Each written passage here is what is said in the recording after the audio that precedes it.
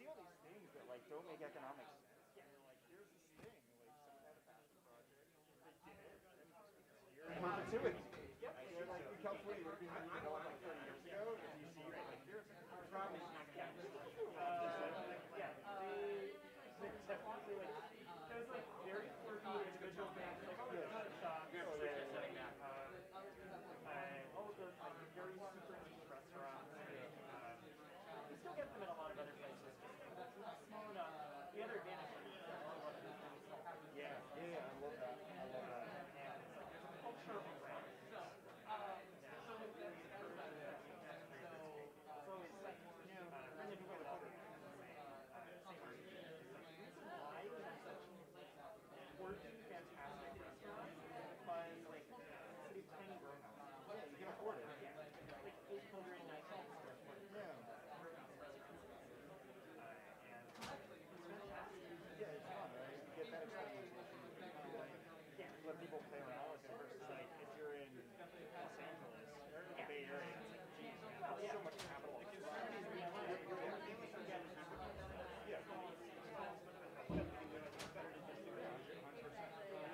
Some of the best food in the world. You go out to the valley. Oh yeah. You're like, oh, this is awesome.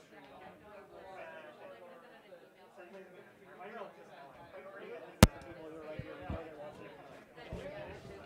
yeah, so they're just the speakers? Yes. No, it was fun. No, but they are the speakers. Yeah. Yeah. I don't like the quality. Wrong. Yeah. I'm worried about the quality.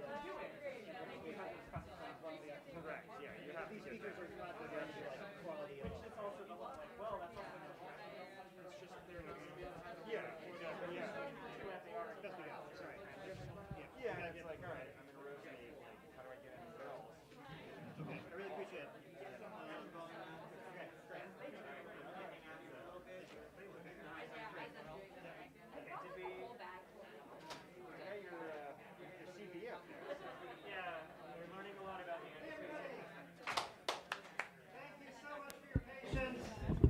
Welcome to the panel where we talk about buildings and homes. You know, we don't talk about that anywhere else, right? Anyway, my name is Michael Andersen. I'm with Sightline. One of our three panelists, Eric Thompson, is on his way back to his house to connect to his computer. We're going to do it over Zoom, I should say, for streamers. I'm so sorry that Eric is not going to be audible for you. We're going to make it audible for everybody in the room, and you can look along and see what he's talking about if you can. That's the best we can do. I am so pleased to be with this panel. I'm going to sit down to make sure I'm at the microphone. Hello, I'm Michael Andersen with Sightline, and thanks for rolling with everything today. Our first speaker is Payton Chung. He is a small developer working in various places he will tell you about, and we're going to move from small to large developers here. I will turn things over to Payton to get things going. Okay, and just for reference, where Michael is sitting is where you will be asking questions after the end of the panel, because again, we do want to make this accessible for the people who are viewing us on the live stream. So my name is Payton Chung. There's a few people who are in with the last session that I was in, so and you've been looking at this CV for a little too long while we figure out the logistics here. So anyways, that's me. I have some small development projects underway in Raleigh, North Carolina. I'm based in Washington, D.C. Raleigh happens to be my hometown. This is just an example of from a zoning filing that I did showing that my plan to build townhouses on this particular site was not that weird because, in fact, I'm completely surrounded by townhouses already. It's just that subsequent zoning code changes, and we can talk about how those have worked later on, made it impossible to do that and to fit into what I think of as the neighborhood character. But, of course, the people who opposed the project did not think of townhouses as a neighborhood character, even though it was 80% of the neighbors. This was the proposal that was denied by the Zoning Board of Adjustment because it was a little bit too narrow in the front, 6 feet too narrow, but again, did not fit the neighborhood character. Anyways, Michael asked us to come with a couple of sort of challenges that I, as someone who worked in planning went to grad school for planning, worked in urban policy. I wrote on the back of a napkin the outline of Chicago's inclusionary zoning ordinance, for instance. And in a very prior career, and I would have done it very differently now, but I think we did a bunch of cool things with it nonetheless. But here are 4 clarifications that I would put for YIMBY Town as someone who is similarly terminally online and really enjoys posting a lot on housing Twitter. First one would be that land costs, and Michael has a fantastic article over at Sightline about what goes into rental prices. Land costs are a small proportion of total development budgets for middle housing and up, and especially for higher density projects. That in coastal California, yes, it is possible that if you're doing a tear-down single-family house, the land acquisition costs can be a majority of your total development costs. But generally speaking, if you're looking at upzoning, you are only able to reduce the land cost per unit. And that's at the price of of building a larger, more complicated building that has a higher hard cost number to it.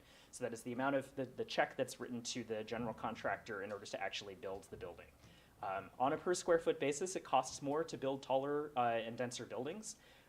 And that doesn't offset the land cost at for a lot of projects. Policy can help both with land costs. It can also help with soft costs. Soft costs are the amount of the checks that we write to engineers, to architects, to lawyers, the tens of thousands of dollars that I spent on that Board of Adjustment filing that went upside down, for instance. I'm never going to get that money back. If there had been better policy, I would never have had to write that check. Infill is in almost all cases going to be better than redevelopment because we may, if you look at the cost of buying that single family house, one reason why I wanted to keep that existing house in Lot 2 there is because it's a perfectly fine existing house. I paid a lot of money for that house and the land around it. And I would prefer in almost all cases to just keep that there and to build around it. In fact, I was looking at sort of my first experience with an urban neighborhood was where my grandmother lived in a streetcar suburb of Boston. I was looking at, happens to be near the JFK was born in the house, like a block over. And so I was looking at this very big book that NPS wrote about the history of that neighborhood at the time that JFK lived there. And one of the fascinating things about it was the Sanborn maps, these old fire insurance maps that showed exactly when all of the buildings were built. And one of the most, this was a missing middle, upper missing middle neighborhood, mostly flats, and a lot of courtyard apartment buildings, like 3-story, 4-story apartment buildings. I thought it was always like that. No, it was mostly single family houses. A lot of the single family houses were moved on their lots in order to create room for the apartment buildings that exist around them. Very few existing single family houses from the early suburban era there were demolished when it became a streetcar suburb. In fact, instead, it just infilled around those existing houses. The third one is that form follows finance. It follows code, but if something is not able to be financed, if I cannot explain to a bank lender why I am not providing as much parking as the guy across the street, then that is another pain point for me. There have been a couple of very great YIMBY reforms around parking that have also involved going out to lenders to brief them on the fact that, hey, in fact, our downtown has lots of parking already that is available for rent in office building garages. You don't need to require apartment developers to provide all of that parking on site. And then later on, when a developer comes in with a request for something, the bank lending officers already know that. And the last one is that upzoning works slowly, is that the built environment around us changes at a very slow pace relative to what you and I may have internalized. We've tricked ourselves into this because one thing that we've done in the past generation or two is that we focus all of the change into very small areas all at once. And so we expect that, oh, well, when that upzoning changes, like this neighborhood, I was saying I'm staying at a hotel in South Waterfront right now, and like that neighborhood, just instant neighborhood overnight. That's not the way that neighborhoods usually change. 1% of housing units in America are new in any given year. Less than 10% of all properties change hands in any given year. And so even if every single one of those houses was demolished and replaced by a fourplex, it would take 10 years for the neighborhood to completely change over. And in actuality, it won't do that because you'll get only a fraction of those will change over. And so just expect them to take time, especially because projects take years to move from conception. And even at conception, we assume that we're building to the law. We're not. We don't assume that we're going to get the law changed for us. To actual execution, as I wrote, plans become policies, become projects, which become practice. I threw this in as this is a advertisement in Czech for 2 flats. This is how a place like Chicago was built once upon a time. It was built by small developers working on clusters of lots that they had assembled around the city using pretty simple plans and working within networks of suppliers that they knew pretty well. Also a map. This is a terrible quality map of where ADU builders lived relative to alley houses built in DC in the 1890s, just showing that these were not generally not things that were actually built by the people who were right in front, that were done by artisanal developers who were building the house immediately behind them. No, instead they were building stuff that was across the town. They built it was across town. They built a couple of them at a time. It wasn't big money. It wasn't tiny money. It was, generally speaking, small-scale developers. Okay, next up is Eric, right? Eric, yeah, and Eric is here on the live stream listening to us right now. So I'm going to attempt to connect us via Zoom in a moment. Please bear with me. Stay tuned.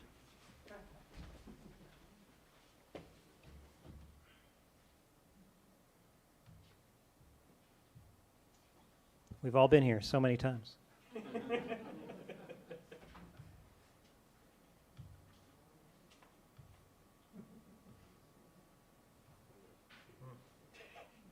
that? You got it.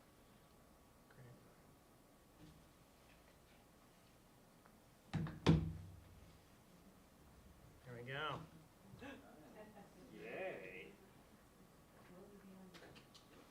Should we do this? No.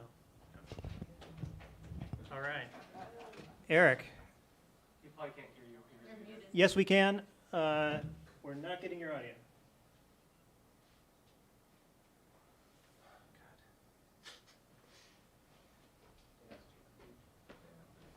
I think I heard you. It was just very quiet. It was. Yeah.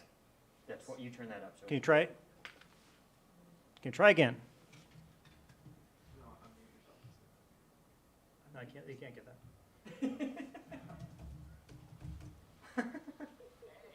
That's coming out of your laptop. Yeah, you're telling me. Settings on Windows. Eric has already been There we go. tried to get to Portland, turning around, coming back to his own house. All right. Oh my So God. I'm not. Michael, can you shoot me a text if you can hear me? All right. All right. Go nuts. You can text and tell him. Yep. Tell him he's all good. You can try unmuting and talking to him through the laptop, but just if it goes, you get feedback. Turn that off. All right, I'm going to share my screen. All right.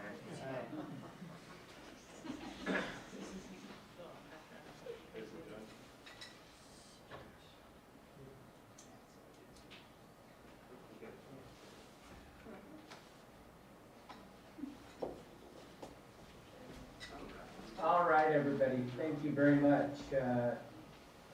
The rare April snowstorm got the best of me, and I wish I could be there in person, but all roads coming from my neck of the woods were closed off.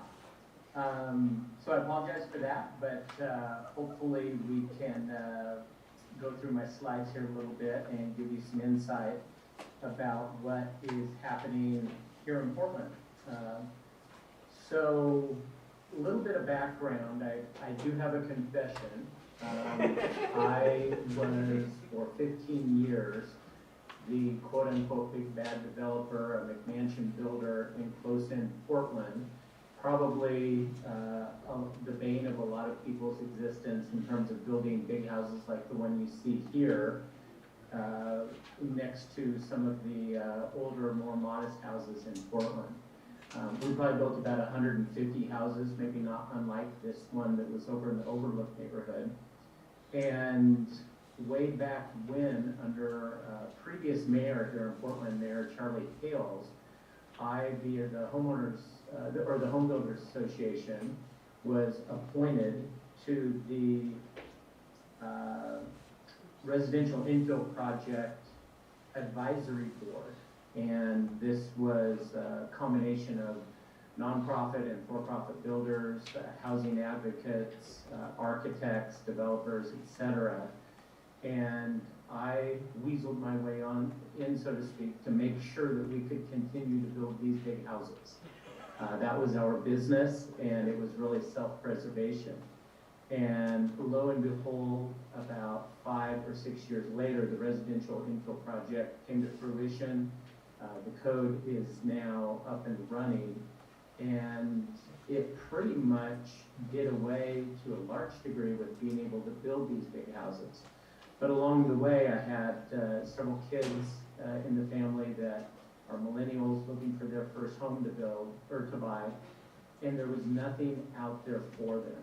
And so this combination of the code not really allowing what we had been doing and my own personal experience with kids looking for a home gave way to a new way of thinking and using this infill development code to our advantage.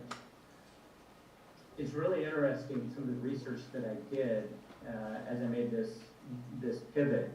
Households are getting smaller. We're down to, on average, only about 2.5 people per household, which is down quite a bit, as you can see. This whole concept of a married couple with children, which close to half of everybody 50 years ago, that was what the common American household looked like. Today, only 1 in 5 or less than 1 in 5 houses look that way today. And married people, just the whole increase in the number of single adults that are living alone, which now accounts for creeping up from 1/4 to 33% of the U.S. population. And that data holds true for what we're seeing in Portland. But the interesting thing is housing hasn't changed over the course of these last 50 or 60 years. Only 11% of new houses are built with 2 or fewer bedrooms. And that's actually down over the last decade. My peers are out there still building these McMansions. And the types of houses that really has been missing, if you go back and take a look at the average household 100 years ago at the turn of the century, 900 square feet. The average new home now, 2,300. Whether or not that's a McMansion, we'll leave that up to you to decide. But the fact is, in between apartment buildings and single-family homes, as we all know, nothing is being built. And so really what that means is there are limited options for today's buyers. I've underlined today's because for my previous slide, the whole demographic has changed pretty dramatically. There's a true lack of inventory of anything, especially anything what I like to call attainable. Not necessarily affordable, but attainable. And if you take a look at what millennials and baby boomers today are looking for, there's truly not much for them. We've got millennials who are coming into prime age to buy their first home, and there's just nothing out there for them. even though they might be single, as we saw from the previous slide. They might be married with fewer kids.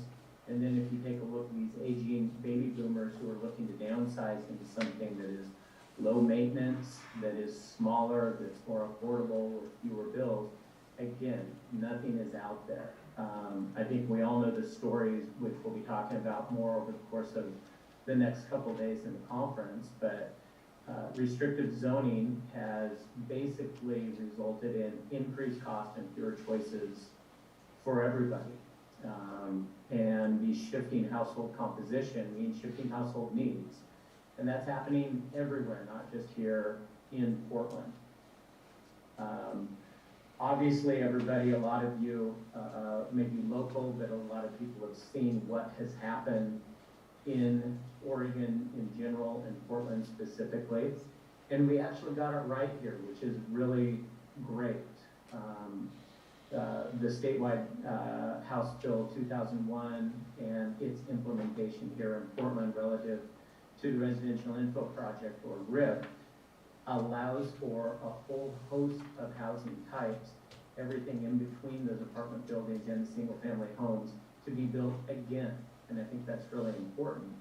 These houses obviously were built a long time ago. There are some great neighborhoods here in Portland where you can see grand 5,000 square foot mansions next to apartment buildings with garden courtyard apartments and duplexes and triplexes in between. Problem is, none of that has been built for the last several decades.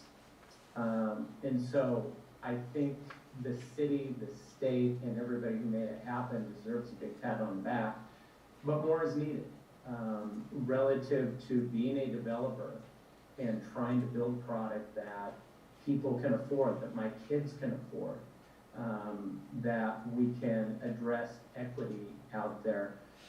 What needs to be done? In my opinion, there's three really key things that I'd like to see, and that we, via the Home Builders Association and a consortium of for-profit and nonprofit builders, are going to be pushing. One is expedited permitting. If everybody wants this type of product, and it's safe to say the city really does, being able to fast track, we put in a queue so that this type of project doesn't sit and labor in the permitting process in Portland, which is taking upwards of 4 months, which just adds holding costs and further creates an affordability problem.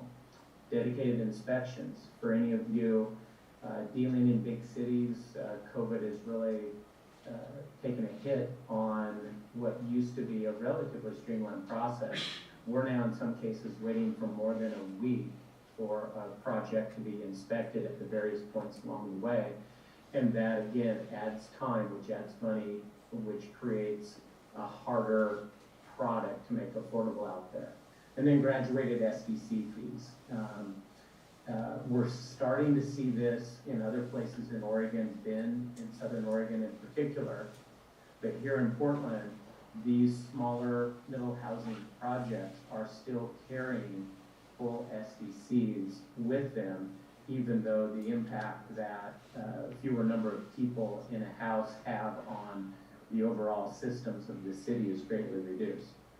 And so I couldn't be happier with what's happening here in Portland. My question, is going to be who's next? What states, what cities are going to be following the lead of Portland? Relative to what can be built in Portland, from the standpoint of patting ourselves on the back and the city getting it right, obviously we can still build single-family homes. We can build a house with an ADU, which we've had for some time, but now with the Residential Info Project, we can get 3 units, a house with 2 ADUs. We can build a duplex with an ADU, a triplex, a fourplex, and a cottage cluster. The vast majority of these options were not available for developers, profit or nonprofit, in the Portland area up until about a year ago. There is some fine print, and I think that fine print is going to be different based on each city in Oregon that's implementing the code. It's been implemented very liberally here in Portland, especially relative to not requiring off-street parking. There's some other things in there, some nuance, but we're really excited about the opportunity. And so what I thought I would do is shift gears a little bit in terms of how do we actually get these houses now in the hands of buyers who have been left on the sidelines. To date, that has been via what's called a condo or a site-built condo.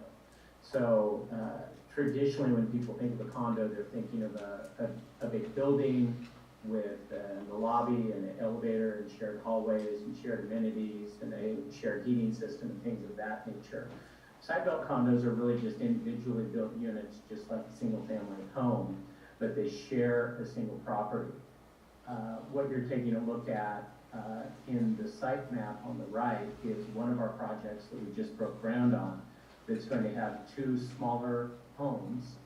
Each is about 1,400 square feet, each with an ADU behind it. And so on one property, via the new code, we're able to get 4 units on a single property. But without going the condo route today, we can't sell those individually, so they would have to be sold to an investor. But by using this type of condo setup, a site-built condo, we will create a 4-unit condo association.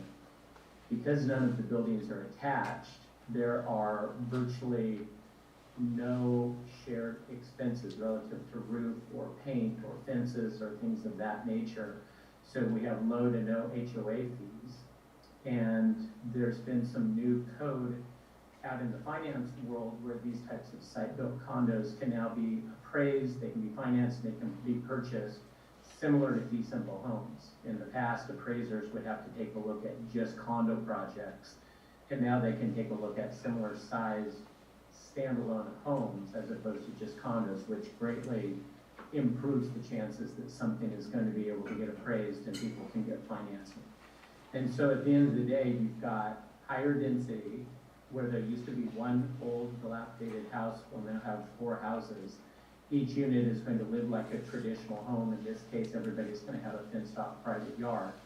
We're going to be hitting price points for new construction in great neighborhoods that just wasn't available to us as developers a year ago.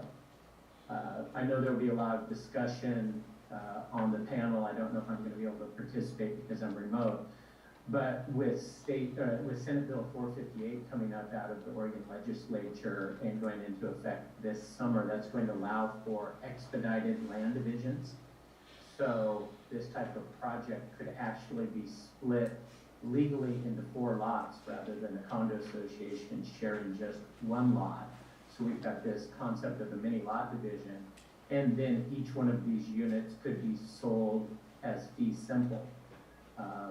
As developers, we're still trying to figure out if it is indeed a silver bullet to avoid the condo, or if in fact it's going to really take about the same amount of time and cost the same amount of money, whether we go the condo route or the fee simple route, just due to some of the nuance in the code requiring truly 100% separate utilities for each unit, like a sewer line, which gets really expensive if we have to put 4 independent sewer lines into a project like this.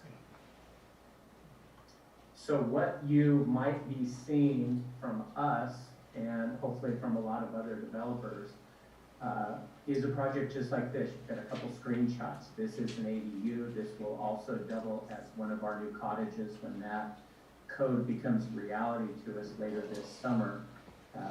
We have 20 individual properties under development that are going to produce 70 individual middle housing units, each ranging from 800 to 1,500 square feet, and really running the gamut of what the code allows and filling that gap of what's been missing between single-family homes and the apartment buildings. So we'll have small, very modest homes, ADUs, cottages, fourplexes. And what we're really excited about is being able to preserve existing houses when it's situated correctly and when there's enough value in the home by remodeling it and then building the cottages and the ADUs around it. There are some interior shots, full-size kitchens, full-size bathrooms. These certainly aren't tiny homes by any stretch of the imagination. And they're great for single people, couples, whether young or old. And we even sold one of these to a couple here in Portland that to me is exactly why I made the shift, in addition to hopefully building something that my kids can afford. The young couple, probably in their late 30s, she's a school teacher, he runs a restaurant. They traditionally would not be able to afford this type of new construction in the neighborhood, and they prioritized having an outdoor yard, having some great architectural features, having a great location over square footage. They've got 2 small kids living with them. So in 2 bedrooms, 2 bath, 800 square feet, we are adding somebody that I couldn't be more excited to be part of a neighborhood that really just didn't have any type of product or opportunity for them up until a year ago. So Michael, with that, hopefully this was well received. It was a little awkward not being able to talk or being able to get any feedback. But best of luck to everybody. I wish I could be there, and I hope the conference goes great for everyone. Thanks.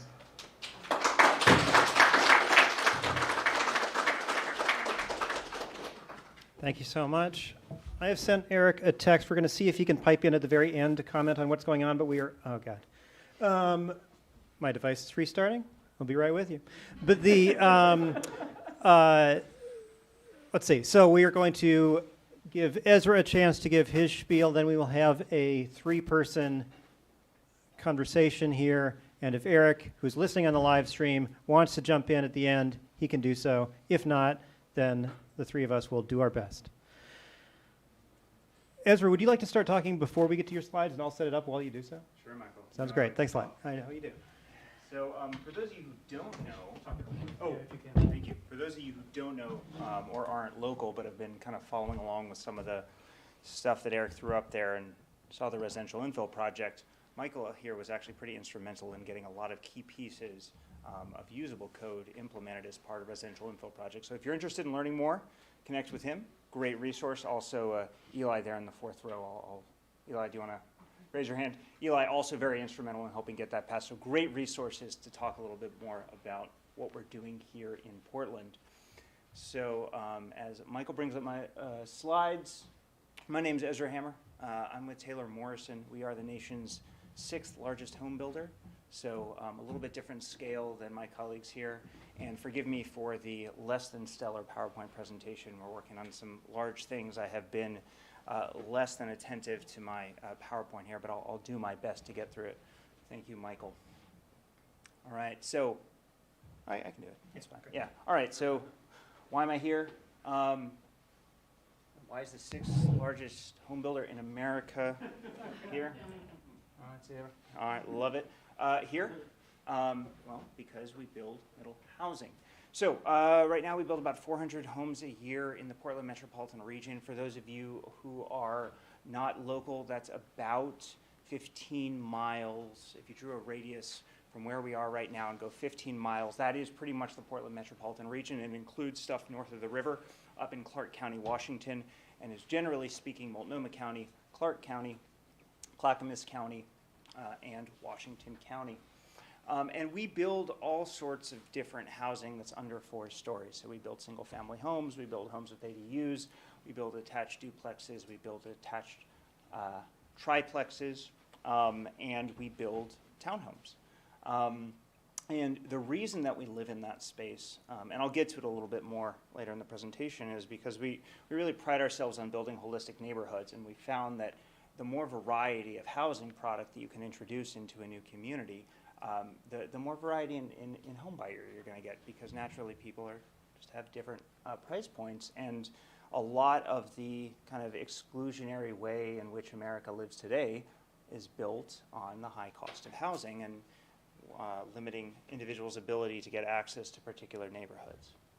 All right, so I'm going to take us kind of like back a little bit, because I want you to start thinking like a national home builder. Again, just a little bit of a different mindset. We have to come to it kind of from the set of priors, the same set of priors for building middle housing that we would take when looking at any project. So really, again, thinking about your geography, understanding the communities here. Portland is wonderful. I love it. I live in Portland. There's some fantastic communities, but there are a lot of wonderful communities within a 10, 15-minute bike ride or train ride or car ride to the Sydney city where we are right now.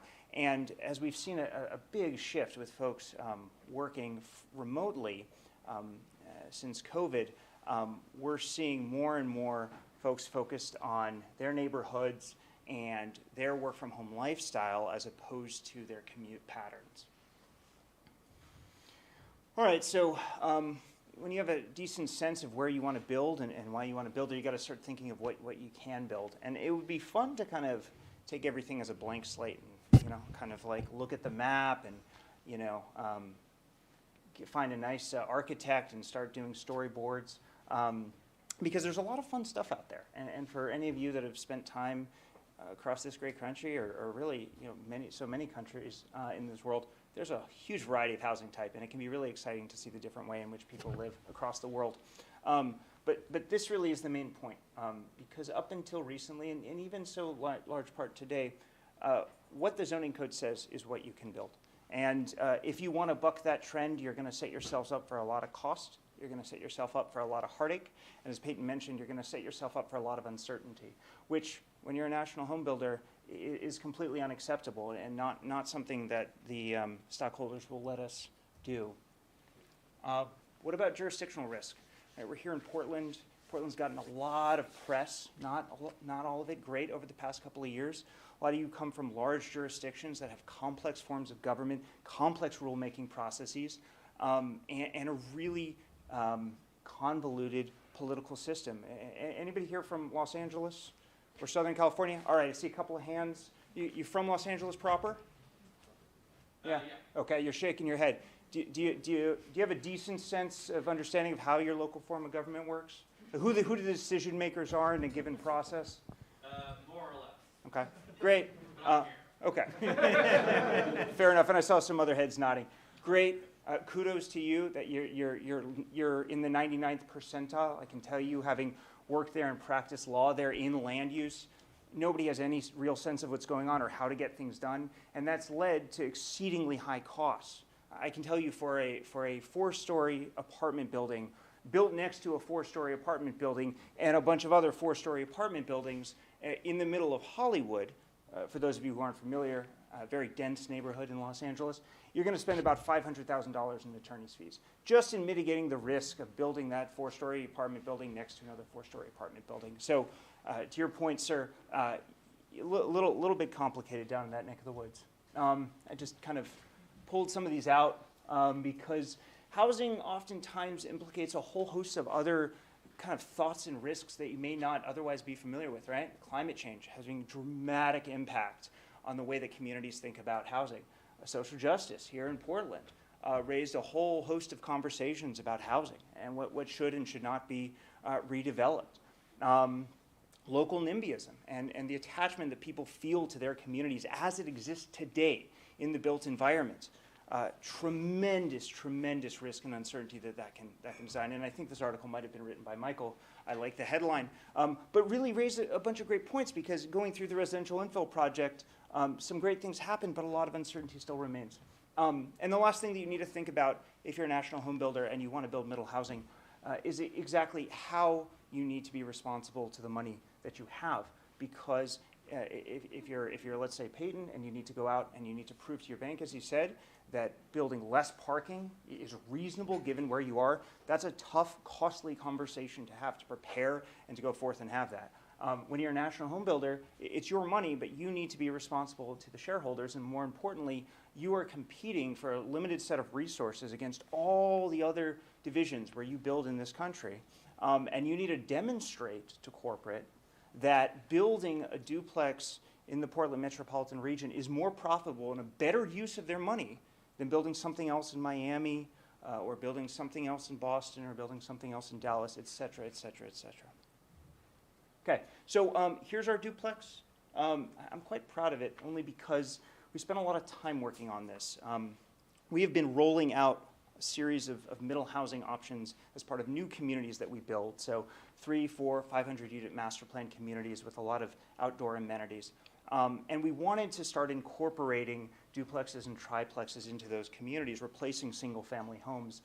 Again, in the spirit of House Bill 2001 and the push for middle housing here in Oregon. And the biggest thing we did is, it's really not complicated at all, but again, we're quite proud of it. We just flipped the building 90 degrees. And so if you walk by this house, right, it's going to read to you the same as it would a single family home being built in this neighborhood. And as you can see, you can still get substantial living options here for individuals or families in this building without having it feel different from a lot of what's getting built around it. And for those of you who have kind of been through the community engagement process, it really is that difference that so many people focus on, right? When we talk about neighborhood character, making things feel familiar goes a long way for folks. And here's a triplex, right? So again, kind of looks like a single family home, right? You got the nice pitch in the roof, you got windows and all sorts of fun stuff there. And again, being able to provide living space, perfectly suitable for a family, a growing family, an individual who's working from home, a whole variety of home buyers. And when you put this triplex next to several single family homes, it doesn't feel any different, and it doesn't engender the same sort of negative reaction that it might otherwise. So where are we building this? As I mentioned, we're building them in new communities. So the way our land use works here in Oregon, we have an urban growth boundary.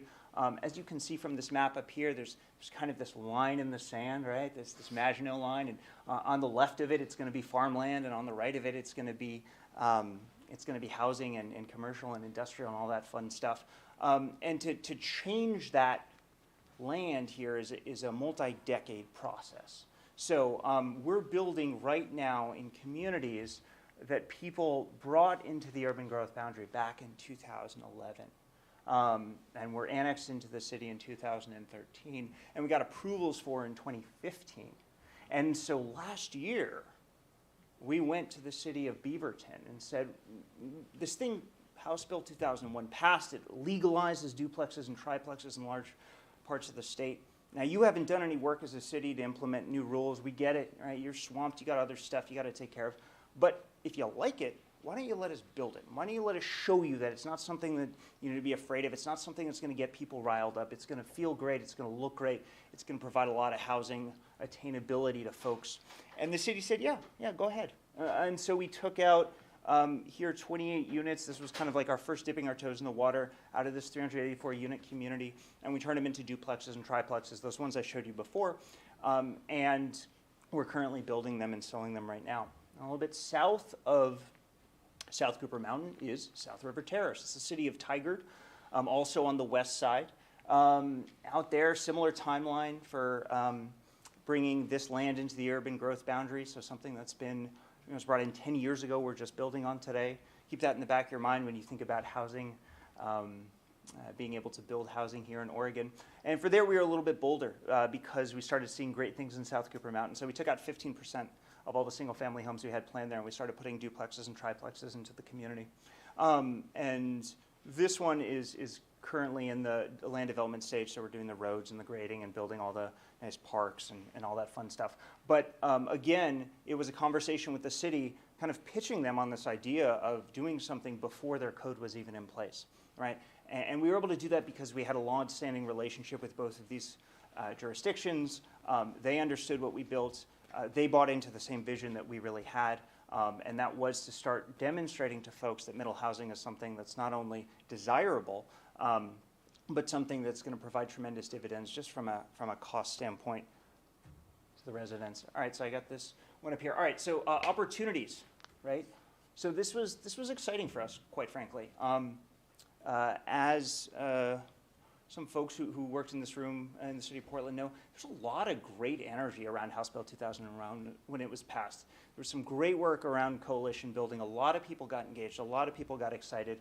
And the narrative around housing started shifting, particularly on the left. Kind of pro-housing, if you will. It kind of historically been the domain of Republicans in Oregon, and it had been focused more on things like fees and regulations. But with House Bill 2001, you really energized a whole host of folks who had kind of read The Color of Law or Googled the color of law, perhaps, and had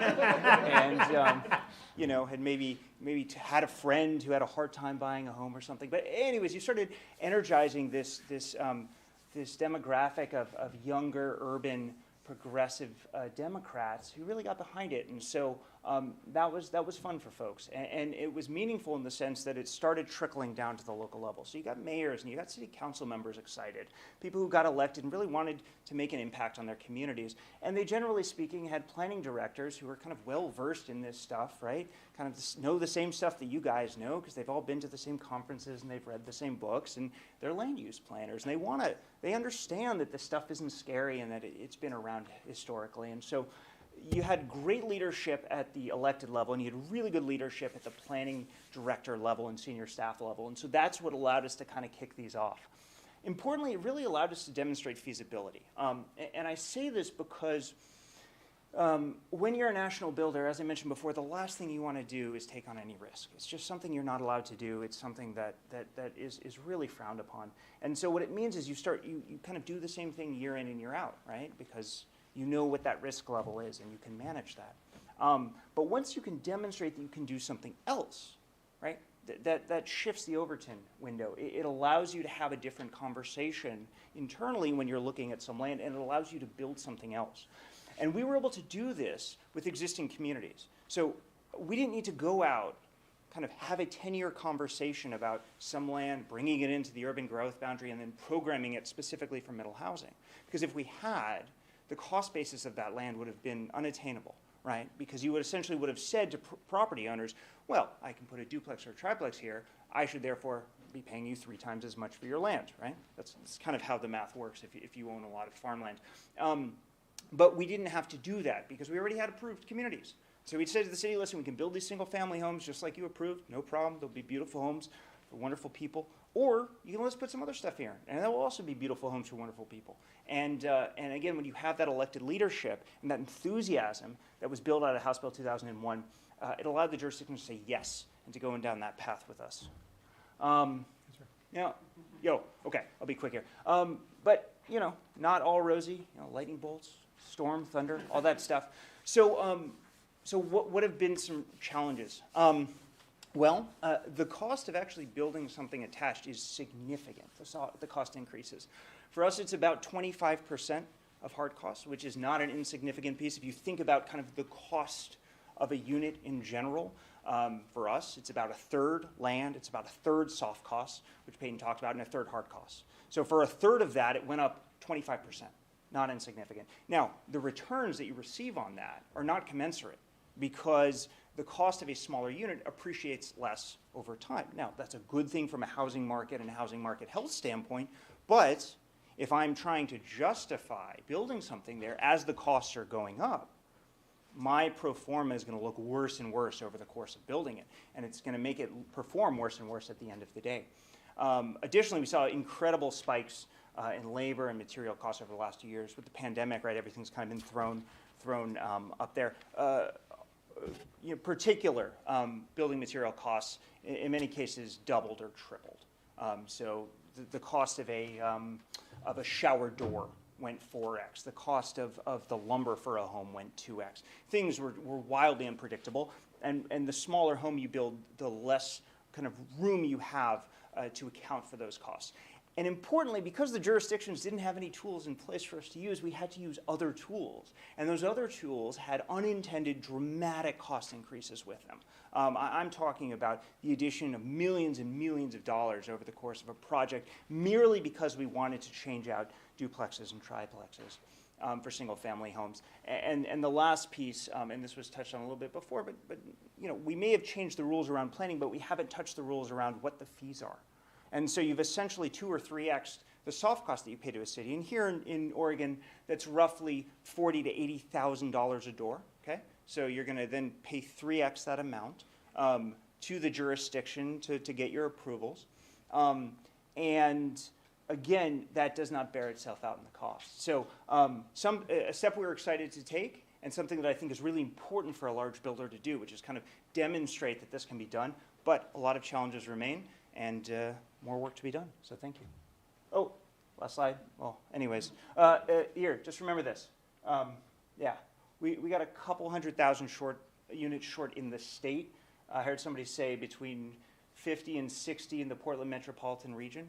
So this is the crisis we're dealing with. This isn't going down, it's actually increasing because we're not building enough homes every year to account for the household formation that we're seeing. A large part of that is driven by the demographic information that Eric showed, right? More single people, therefore the need for more units of housing. So if we don't do a better job, then all these metrics are going to continue to go in the wrong direction. And that 1% annual that Payton talked about in turnaround and redevelopment, that's just not going to keep pace. So we need large-scale development. We need dramatic large-scale development of housing if we're going to do anything about this delta that currently exists. Okay, that's the last. Thank you. Thank you so much, Ezra, and everybody else.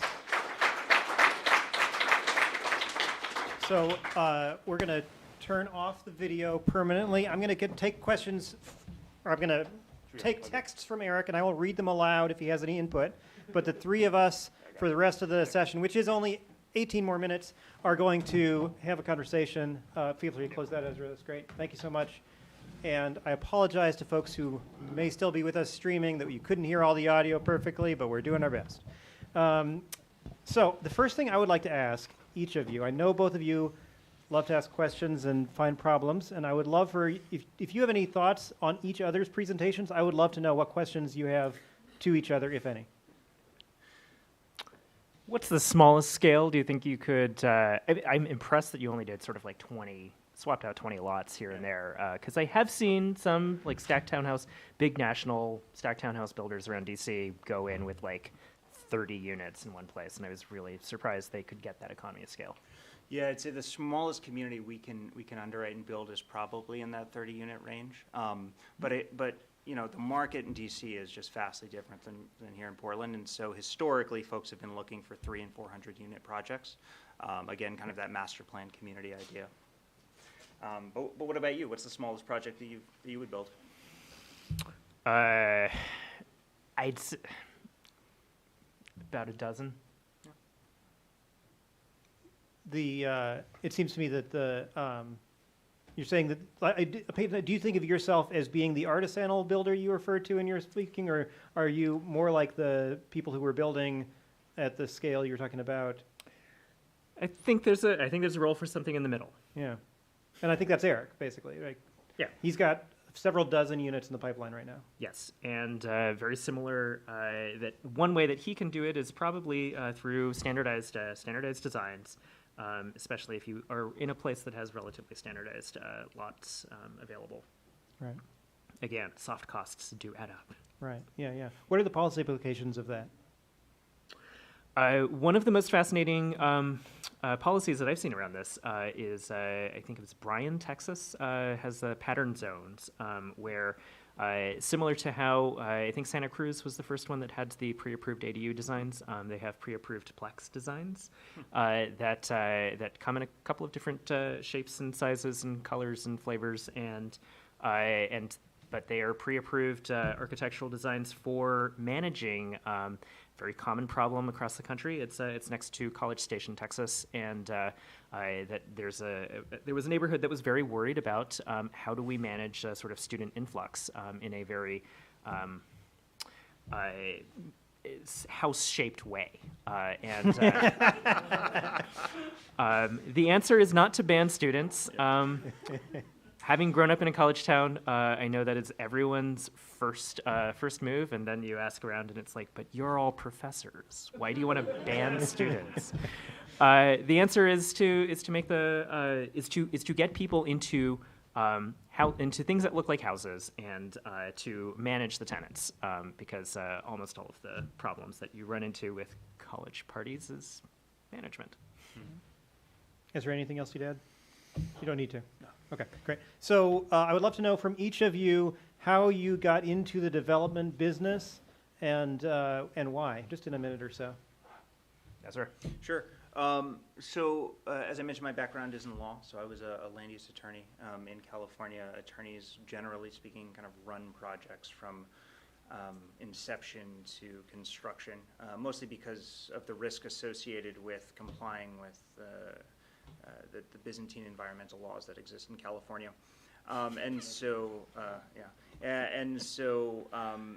I'd see these projects and I was just fascinated by them because I think there's something very visceral about seeing construction and realizing that you're going to be kind of helping people with one of their most basic needs, and something that so many folks struggle with in this country. So that really attracted me, and a great opportunity came up to join a company, a great company and a great team, and I left at it. My career was in urban planning, and I remember that all of the plans that I would see would just have this black box at the end that's like implementation to be done by someone else on their time with their money, or like, we don't know how the heck this stuff happens. And I got really frustrated with that after 20 years of seeing very nice plans not ever really come to fruition. Instead, we saw much more of the same, and thought that I would figure out why it was so difficult, and, well, I definitely have. To that end, I am so grateful to the other two speakers as somebody who stayed up like many wee hours typing about this stuff and not knowing all the time if anybody was ever going to take the goddamn advantage of this code that we were sweating over. So I'm so glad that some people are. I hope that they can make money and they can demonstrate that it's possible to make money making the world better. I'd love to know, on that note, what, in a few words, something you wish that the public in general understood about development and the industry and the business that they don't. Keep it short. I feel like that was my other panel from earlier. You can recycle. I couldn't get in, so the highlight. Okay, wait, Ezra first. Yeah, I think the hardest thing that I grapple with just conceptually is, and I think many folks do, is just kind of remembering kind of how, let me rephrase it a little bit better. I think one of the things that folks oftentimes forget is what they have and the value that they place on that. And I speak, primarily about housing, right? If you look at America, it's still the majority of Americans, right? All their wealth, or the majority of their wealth, is in their home or in their property, and that's allowed tens of millions, hundreds of millions, at the end of the day, of people to really flourish in a way that we haven't seen over the course of human history. That needs to be accessible to more and more people, and I think there's an aspect to NIMBYism, which is forgetfulness, right? We forget what we have and we forget how we got it. And if we can remember those pieces, then I think we'll be a lot more sympathetic to a lot more people moving into the wonderful neighborhoods that we may live in, and so that they may build intergenerational wealth and they may have the same opportunities that we've had. I would say the two things, thanks, is one that everyone has the opportunity to change the built environment around them. This is not something that we have monopolized simply because we are a bunch of guys sitting behind a stage. And the second one is that we like to project that we are the masters of the universe or something like that. But in fact, as Ezra mentioned, like we don't actually like to change anything. We work within a very confined set of rules, and we answer to a lot of other people who have a lot of power over us. And in many cases, changing their rules around things like financing, a lot of you know, around things like zoning, will do a lot more to change what we do than simply yelling, which is what I hear a lot of. To the point about guys sitting behind a table, I think despite some efforts by the conference organizers, all of us on this panel are men, and I would love to know your perceptions of how gender, including our own, interacts with the development business. You want to hear from a woman? I would Sure. absolutely. Yes. Yeah. If you have some thoughts right now, right? But the building professions have a gender diversity problem, and I worked at the American Institute of Architects for a spell, and one thing that they found is that the majority now of architecture students are now women, but a tiny minority of practicing architects are, and there's a lot about the culture of the business that has a lot to do with pushing women out, and this is a larger part of it is that we don't we as a society do not empower. Do not empower most people to feel like they can change the places in which they live. I think back to the fact that I grew up in a place that was growing very fast and where construction was always was always there, and so I don't think of construction as being terribly disruptive to my life. But that for a lot of people, they don't. They live in environments that other people built, and they don't feel like things actually change around them. And so when it does change, that's surprising. Yeah, that's a great point. You know, I'll just say I think that kind of the gender gap is a little bit easier to fix when you have a Fortune 500 company. So our leadership team is majority women, and my boss, our division president's a woman. Most of our leadership is at the local level. I think that just because you can put the resources towards better training, you can have wider recruitment, and so when you're dealing with a wider talent pool, it just becomes easier to find the right people for the job. Do you think that gender diversity improves the outcomes of the company in any specific ways? Yeah, I mean, absolutely. As with diversity in general, I think the more diversity of thought that you're getting into a room, and that's oftentimes driven by folks' background, the better the product's going to be, right? I mean, the last thing you want is everybody agreeing with each other, because then you're all going to agree to build the worst thing. But we needed folks in the room who were younger and were willing to push the envelope to build the stuff that we wanted to build. Because again, the easiest thing would have been to just build these two communities as we had previously planned them, right? There's absolutely no threshold we need to overcome to do that. We had to make a choice, right? And you have to have people fighting with each other in a healthy way internally, being willing to do that. And the more diversity you have in the room, the more positive fighting you're going to have. Okay, Diane is a female developer. Yes. Do you want to come up here and speak into this microphone? Are you sure? I'd rather All right. Diane Lynn from Proud Ground, everybody. Woo! I did do 3 years on a condo project. It was very difficult, and because of his home ownership, didn't quite make it over the finish line. But I want to shout out to Desma, who is running a woman-owned development country. There are other women who are making big strides, and the reason why I wanted to shout out to the women that are in this business, and to, I'm glad to hear Ezra leadership is going there too, is because if it doesn't pencil out to build more units for more families, to serve more people, and actually reach into communities that have been shut out of homeownership for all the reasons most of us know, we must have more mission, art-oriented development. If it doesn't pencil, then why are we doing it? And we better be doing it for the right reasons, for a mission-driven reason. Do women bring more of that? I would think so. Maybe a mix certainly is good. And Ezra, to your presentation, I wonder how much less expensive are those units than a single-family home would have been, because we promised the city council that this meant not just more units, Yeah. but that they would be less expensive and more accessible to families. Yeah, and I think importantly, there was a lot of cautioning around that messaging for that particular reason, Diane. Right, what we've seen in the past 2 years, we haven't seen in many, many years. And people that went through the 80s hadn't seen something like that since for many, many years as well.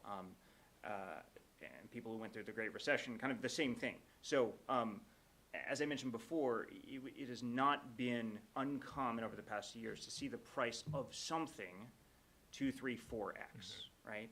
And like this, right? So you want to go build your home tomorrow, you call your supplier you've bought 1,000x from, and you order one more, and it's 2x, right? And over the course of a home, the way they're engineered and programmed today, I mean, for goodness sakes, these things are like spaceships, essentially. It can be an absolute killer, right? You couple that with rising interest rates, and I think, and the fact that more and more Oregonians and people across the country are single-income households. It is very difficult to have housing attainability on any size. Now, if you compare that with a large single-family home getting built, right, that's a world of difference. But I will acknowledge that to somebody working an entry-level job, it is still difficult to afford a home in this state.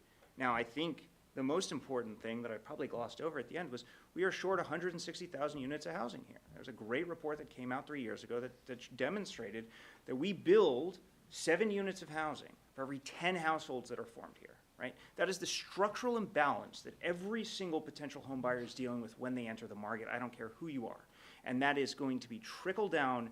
The more the burden is going to fall on the person with the smallest pocketbook, right? And that piece, until we address that piece, until we build that 160,000 units, I think it's going to be very difficult to think about entry-level housing in the way that we did a generation or two ago. I've got a text about folks curious about what Diane had said. I will attempt to quickly summarize. It is great to have women in the room, in part because Diane feels that women are more likely to be aware to mission-driven goals. There are also many women who are in the rooms doing great things. Is that an adequate summary? Great. Thanks a lot. I'm going to read some answers from Eric, and then we'll see if we have time for one question to close things out. The answer on duplicating plans and efficiencies and scaling up, Eric says, we are using the same plans over and over and purchasing previously developed infill lots. On his origins in the industry, he says he comes from a career in the tech space, had a long history of playing with Legos as a kid, wanted to be an architect. His entire family went to Oregon State, and the architecture school was at the University of Oregon. He started doing onesie-twosie projects on the side 15 years ago. About what the public could know about developers. Everyone thinks developers are big companies that drive big trucks and make big trucks. Drive big trucks and make big bucks. Most of the builders I know run small shops financed with their retirement, always at the whim of the ebbs and flows of the economy and trying to make their neighborhoods better, their own neighborhoods better. Half of our community, our company employees are women. One is a millennial first-time home buyer. The other is a single mom. They provide tremendous input on our designs and efforts. Almost all of our non-married buyers of new middle housing projects have been women. Mm-hmm. Does anybody have a question in the audience that you'd like to close off this great panel with? Sir? Yeah, great idea. So I think this is a little bit less targeted at the national home buying thing because that's a big, but like, how do you decide, like, how does the visioning process work for one of these things? Like, where do you start? You know, do you see something on Zillow and say, like, I can put 4 houses on that? Or, you know, what is the steps that come through to create the vision for something you're going to do? And if you want to answer too, that's fine. But, you know, I wasn't sure where you are in the truth.